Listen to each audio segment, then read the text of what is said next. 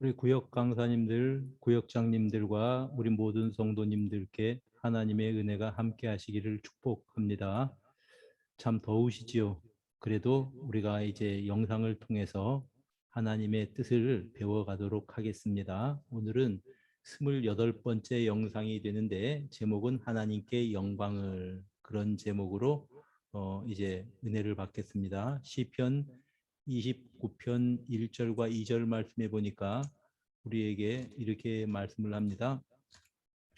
너희 권능 있는 자들아, 영광과 능력을 여호와께 돌리고 돌릴지어다. 여호와께 그의 이름에 합당한 영광을 돌리며 거룩한 옷을 입고 여호와께 예배할지어다. 아멘. 한번 기도드리겠습니다. 고마우신 아버지 하나님, 감사드립니다. 사랑하는 우리 성도님들과 하나님의 영광에 대해서 짧은 시간이지만 함께 나누기를 원합니다. 이 한 시간 우리에게 함께 해주셔서 하나님의 영광을 알게 하시고 우리가 그 하나님을 찬송하며 노래하며 살아갈 수 있도록 함께하여 주시옵소서. 주 예수 그리스도 이름으로 기도드립니다. 아멘. 자, 우리는 예배에 대해서 계속해서 이제 이 시간에 공부를 하고 있습니다. 예배는 하나님을 영화롭게 하고 공경하는 그러한 신앙의 행위입니다. 그리고 우리 인생의 제1되는 목적이기도 합니다. 우리의 제1되는 목적이 하나님의 영광이라고 하는 것을 분명하게 보여주고 있는 것은 우리의 신앙 고백서들입니다. 특별히 우리 장로교의 표준 신앙 문서가 웨스트민스터 신앙 고백서입니다. 여러분들은 혹시 세례 교육을 받을 때 우리는 웨스터민스터 신앙 고백서와 대소요리 문답을 이제 표준으로 한다, 그런 표현들을 많이 보셨을 것입니다. 특별히 우리 장로교, 우리는 합동칙이라고 하는데요. 우리 신조의 서원에는 이렇게 되어 있습니다.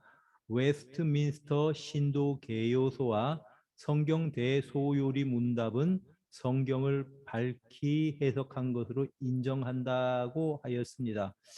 가만히 보니까 웨스트민스터 신도 개요소가 무엇인지, 성경 대소요리 문답이 무엇인지 여러분들에게 자세히 가르친 적이 많지를 않은 것 같아서 이 시간을 통해서 잠깐 웨스트민스터 신도 개요서에 대해서 좀 설명을 해 드리려고 합니다. 웨스트민스터 신앙 고백서 혹은 신도 개요서는 영국의 웨스트민스터 그 교회당에서 만들어졌다고 해서 웨스트민스터 신앙 고백서라고 이름을 붙였습니다.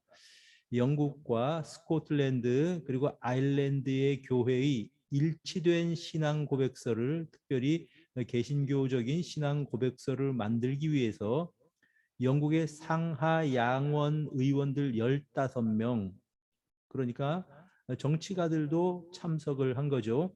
그리고 전국에서 모인 121명의 목사들이 모여서 작성을 하였습니다. 특별히 1643년 7월부터 1649년 2월까지 1163번의 회의 끝에 만든 신앙 고백서입니다. 그러니까 136명이 아주 신중하게 성경적인 검토를 통해서 만들어진 고백서다, 이렇게 보시면 됩니다. 이 신앙 고백서의 중요한 내용들은 종교개혁가인 칼빈 선생, 우리가 종교개혁을 시작한 분이 루터라고 이렇게 보통 이야기를 하죠. 마틴 루터요. 그리고 종교개혁을 이제 이론적으로 정리한 분이 이제 칼빈 선생인데, 칼빈 선생의 기독교 강요를 따르고 있습니다. 쉽게 말하면 웨스트민스터 신도 개요서는 이제 칼빈 선생의 신학 사상을 따라서 만든 그런 신앙 고백이다, 이렇게 보시면 됩니다.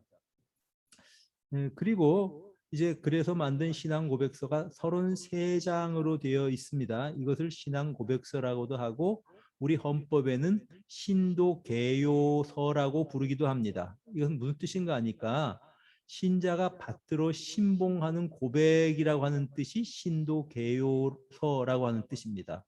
우리가 받들어서 신봉하는 고백의 내용, 그것이 33장으로 되어 있는데 이것이 웨스트민스터 신도개요 또 신앙 고백 이렇게 됩니다. 그리고 그것을 이제 좀 더 이렇게 간략하게 묻고 대답할 수 있도록 교리 문답을 위해서 만든 것들이 대소요리 문답인데, 대요리 문답은 이제 좀 자세하게 어른들을 교육을 장년 교육을 위해서 만들었다 그런 의미에서 대요리 문답입니다. 196문으로 되어 있습니다. 자연히 소요리 문답은 어린 아이의 교육이나 가정에서의 이제 신앙 교육용으로 만든 것이 소요리 문답인데 107조로 되어 있습니다. 그래서 이 대소요리 문답을 자세히 보면 우리가 신학교회를 가지 않아도 이제 신학교에서 배우는 조직 신학의 기본적인 내용들이 여기 다 포함이 되어 있습니다. 그만큼 중요한 문서이고 좋은 문서다 이렇게 보시면 됩니다. 그런데 이것이 1729년에 그러니까 이제 이 미국의 장로교에서 이것을 표준 문서로 또 채택을 합니다. 즉, 뭐 영국 스코틀랜드에서도 쓰여졌고요. 스코틀랜드 장로교에서는 이것을 표준 문서로 채택을 했었고요. 그건 이제 17세기의 이야기입니다. 그리고 이제 영국의 교회가 대부분 청교도들이 이제 이 미국으로 건너가서 정착을 하고 교회를 이제 이 세우다 보니까 미국 장로교회에서도 영국 장로교회의 영향을 받아서 웨스트민스터 신도 개요서 개요 대소요리 문답을 표준 문서로 채택을 했고요.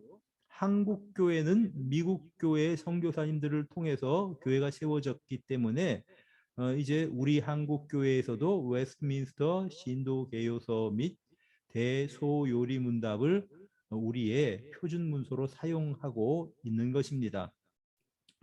그래서 이것들을 보통 언제 우리가 배우냐 하면 여러분 세례문답서를 배우셨을 것입니다. 세례문답서에 보면은 1문, 2문하고 107개의 여러 가지 문항들이 있지요.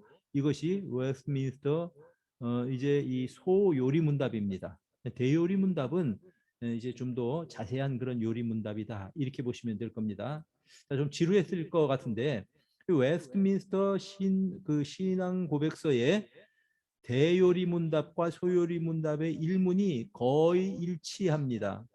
문항이 뭐냐면 사람의 첫째 되는 이제 목적이 무엇이냐, 이것이 이제 이 그 소요리 문답의 질문이고요. 또 이제 대요리 문답은 사람의 제일 되는 목적이 무엇이냐, 첫째 되는 제일 되는 약간의 차이가 있는데 어쨌든 목적은 그 의미는 동일합니다. 그리고 여기에 대한 답이 공통적으로 이는 하나님을 영화롭게 하며 영원토록 그를 즐거워하는 것이다 이렇게 되어 있습니다. 여러분, 우리 인간의 제일 되는 목적이 무엇입니까? 하나님을 영화롭게 해드리고 또 이제 하나님을 즐거워하는 것. 다시 말하면 신앙생활을 즐겁게 하라는 겁니다. 너무 우리가 경직되게 신앙생활을 하지 말고 하나님은 우리를 사랑하시는 하나님이십니다. 하나님을 공경하지만 또 다른 한편으로는 그 크신 은혜의 사랑에 감사하면서 행복하게 신앙생활을 하라는 것이 이제 이 우리 인간의 목적입니다. 그러므로 하나님을 사랑하고 행복하게 살아가는 것, 이것이 우리 성도들의 제일 되는 목적, 인간의 제일 되는 목적이다. 이렇게 말씀을 드릴 수가 있습니다. 자, 그러면 하나님의 영광이라는 것이 하나님을 영화롭게 한다고 했는데 그 하나님의 영광이라는 것이 도대체 무슨 의미일까요? 사전적인 의미로는 찬양하고 높일 가치가 있는 것, 광채와 아름다움을 의미합니다. 찬양하고 높일 가치가 있는 것들을 높여드린다는 것이죠. 그리고 그것들을 이제 숭상하고 손뼉을 쳐주고 한다는 그런 의미가 담겨져 있습니다. 예를 들자면 이제 우리가 계속 요즘은 올림픽을 보고 있지 않습니까? 올림픽의 시상대에 우리나라 선수들이 우뚝 서 있으면 참 보기가 좋고 애국가가 나오고 우리들이 손뼉을 칩니다. 그 선수들이 얼마나 고생을 하고 얼마나 수고를 해서 이 영광을 얻기 위해서 노력을 했을까요? 그래 우리가 국위선양을 한 우리 선수들을 다 칭찬해주고 축복해주고 또 이렇게 이 박수를 쳐줍니다. 이것이 그들에게는 영광이죠. 마찬가지로 하나님의 위엄과 전능하심과 자비하심을 인하여 하나님 앞에 감사하고 하나님께 노래를 불러드리고 또 하나님의 높고 위대하심을 우리가 감탄하고 그래서 하나님 앞에 머리 숙여 경배하는 것이 영광을 돌려드리는 것입니다. 여러분 하나님의 영광이라고 할 때에는요 두 가지를 생각을 하셔야 됩니다. 첫째는 하나님의 본래적인 영광이 있습니다. 고유한 영광이라고도 할 수 있고요. 이제 이건 하나님 자신이 영화로운 가운데 계신 분입니다. 하나님 그분 자신이 영광이십니다. 우리가 하나님을 영화롭게 칭송하지 않아도 그분 자체가 영광스러운 분이라고 하는 그런 말씀입니다. 우리 인간들이 하나님의 위대하심을 위대합니다라고 말씀드리지 않아도 그분 자체가 위대하시다는 그런 뜻입니다. 이것이 하나님이 가지고 계시는 고유한 영광이라고 하는 그런 말입니다. 여러분 이 영광은 하나님만 갖고 계시는 겁니다. 우리 사람의 영광은 이런 고유한 영광이 아닙니다. 여러분 우리 인간들의 영광은 하나님의 영광의 반영이라고 볼 수 있습니다. 왜냐하면 하나님의 형상으로 우리가 지음을 받았기 때문에 그렇습니다. 그래서 우리 인간들의 존귀한 인격이나 아니면 인권 또한 인간의 지식 또 이제 양심에 따라서 신앙에 따라서 선행을 하는 그런 아름다운 모습들 이 모든 것들이 이제 하나님을 닮은 하나님의 영광의 반영이라고 하는 것입니다. 고유한 영광 하나님의 고유한 영광과 다르다는 거죠. 올림픽 메달리스트들이 금메달을 딴 선수를 우리 한번 생각해 봅시다. 우리나라가 그를 막 칭찬하고 막 그에게 손뼉을 쳐주는 이유는 그가 한 일들을 보면서 그에게 이제 이 말하자면 영광을 돌리는 것인데요. 그가 가지고 있는 타고난 자질이 있습니다. 아무나 올림픽에서 금메달 따는 거 아니죠. 타고난 자질. 그거는 하나님께서 부모님을 통해서 그 선수에게 주신 이제 그 소질입니다. 그리고 그가 열정을 가지고 열심히 노력을 하고 연습을 해서 올림픽에서 메달을 따게 되는 것이지요. 자기의 노력이 있지만 근본적으로는 하나님께서 주신 자질 아래에서 그것을 기초로 하고 이제 그런 어떤 결과를 얻기 때문에 고유한 영광이라고 볼 수가 없다는 거죠. 그래서 우리가 신앙이 좋은 그 금메달리스트들은 인터뷰를 할 때 이 모든 영광을 하나님께 돌립니다. 다시 말하면 고유하신 하나님의 영광의 빛을 발하는 것이기 때문에 하나님을 높여드리는 것입니다. 여러분 이제 이 하나님의 영광이 무엇인지 이 영광을 보고 싶어 하던 사람이 있었습니다. 모세였습니다. 그래서 출애굽기 33장 19절에는 이제 죄송합니다. 18절에는요. 원하건대 주의 영광을 나에게 보이소서 이렇게 모세는 이제 요구합니다. 그랬더니 하나님께서는요. 하나님의 영광을 보여주지는 않으셨습니다. 왜냐하면 하나님의 얼굴은 인간이 볼 수 없습니다.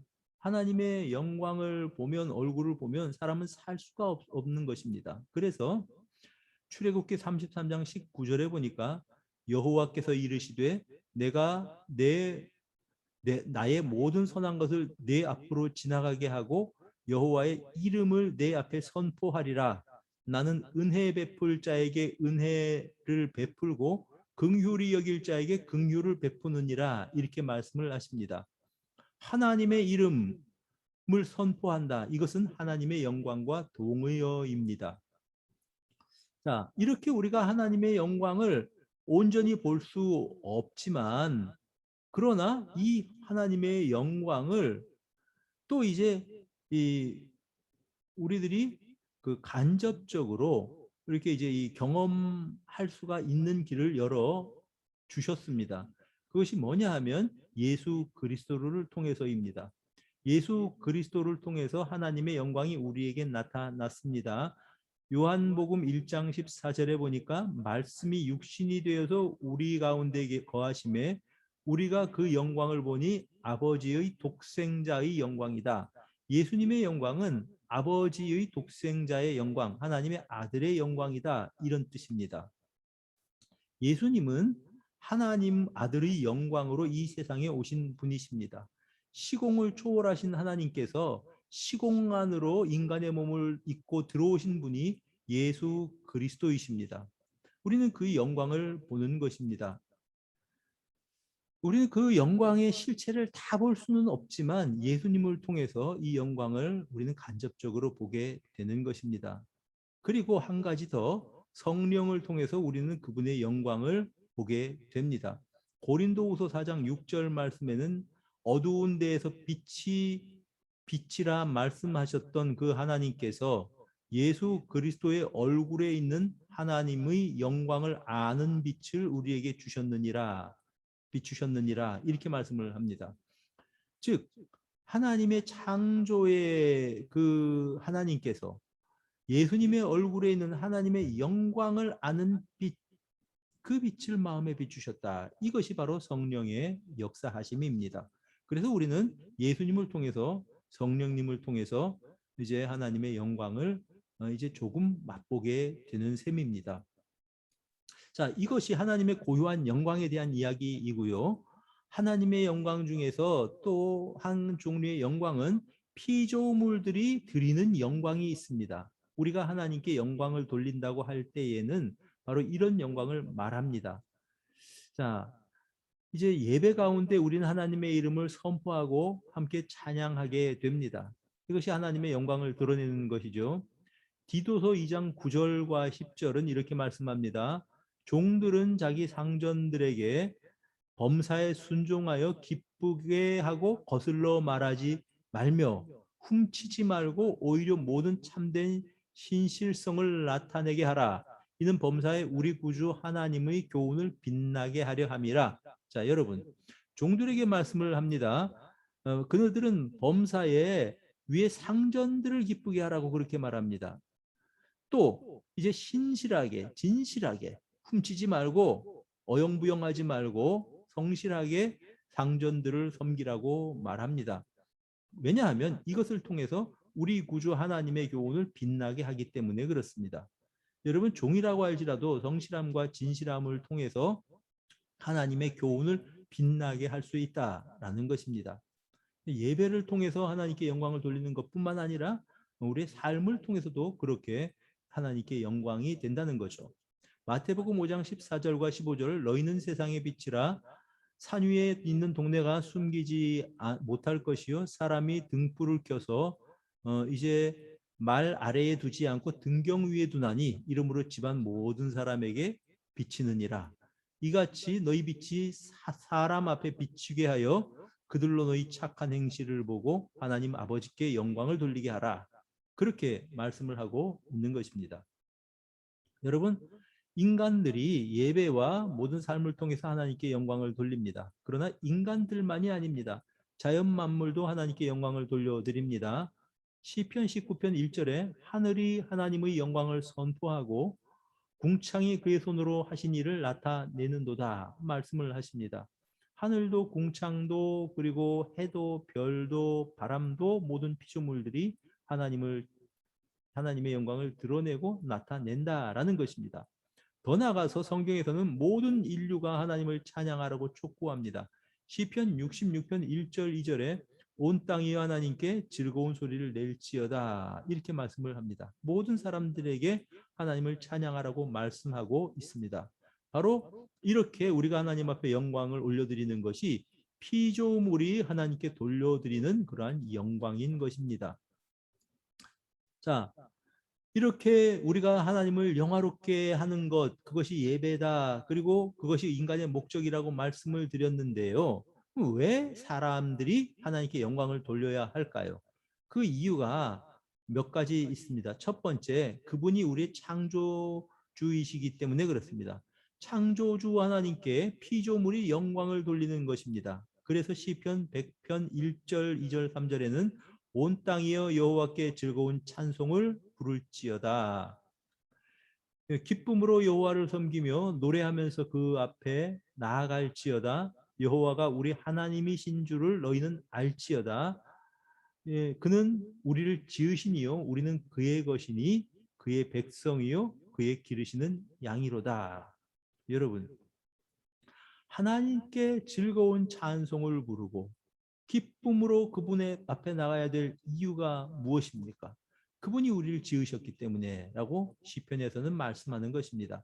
두 번째로, 하나님이 우리를 만드신 목적이 하나님의 영광을 나타내기 위해서 만드셨기 때문입니다. 이사야서 43장 21절에 이 백성은 내가 나를 위하여 지었나니 나를 찬송하게 하려 함이니라. 여러분, 그러므로 하나님의 백성들은 예배하며 찬송하며 감사하며 하나님께 영광을 돌리며 살아야 할 것입니다.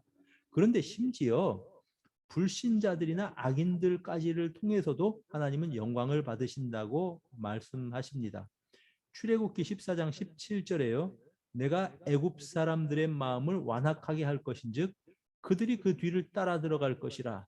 내가 바로와 그의 모든 군대와 그의 병거와 마병으로 말미암아 영광을 얻으리니. 여러분, 이제 이 바로의 모든 군대와 병거와 마병으로 하나님이 영광을 얻으신다고 말씀을 하셨습니다. 애굽의 군대를 수장시키심으로 말미암아 하나님의 능력을 보이시고 하나님께 반항하고 하나님께 대항하는 악한 자들을 하나님께서 어떻게 다루시는지 보여주시고 이것을 통해서 하나님의 위대하심을 보여주신다라는 것입니다.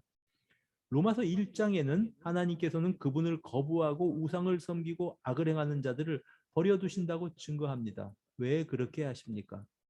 그들은 이제 나중에 진노의 날에 하나님의 이제 이 벌을 진노를 쌓아두고 있는 셈입니다. 그러므로 하나님의 자녀들은 우리의 허물과 죄를 벗어버리고 하나님 앞에 나아가 그분을 찬송하여야 할 것입니다. 회개의 열매를 맺고 하나님 앞에 나아가야 할 것입니다. 이것이 하나님을 영화롭게 하는 것입니다. 또한 이제 이 예레미야서 13장 14절부터 16절까지 보면 예레미야 선지자는 하나님의 말씀을 들어도 회개하지 않는 그 백성들을 향하여서 마음을 찢으면서 이렇게 이야기하고 있습니다. 이제 16절에 보니까 그가 어둠을 일으키기 전 너희 발이 어두운 산에 거치기 전 너희 바라는 빛이 사망의 그늘로 변하여 침침한 어둠이 되게 하시기 전에 너희 하나님 여호와께 영광을 돌리라. 이렇게 말씀을 합니다. 여러분, 우리는 예배자들입니다. 우리의 삶을 통해서 하나님을 영화롭게 해드릴 뿐만 아니고 또 이제 우리의 삶을 통해서 하나님을 영화롭게 하며 살아가도록 합시다. 그리고 우리의 허물과 죄를 벗어버리고 회개함으로 우리 하나님 기쁘게 해드리는 우리 모든 성도님들이 되시기를 바랍니다. 자, 오늘은 하나님의 영광에 대해서 말씀을 드렸습니다. 기도드리겠습니다. 하나님 아버지, 우리 사랑하는 성도님들이 하나님을 영화롭게 하고 또 기쁘시게 하며 그분의 영광을 바라보며 살아갈 수 있는 우리 모든 성도들이 될 수 있도록 함께하여 주시옵소서. 예수 그리스도 이름으로 기도드립니다. 아멘. 감사합니다.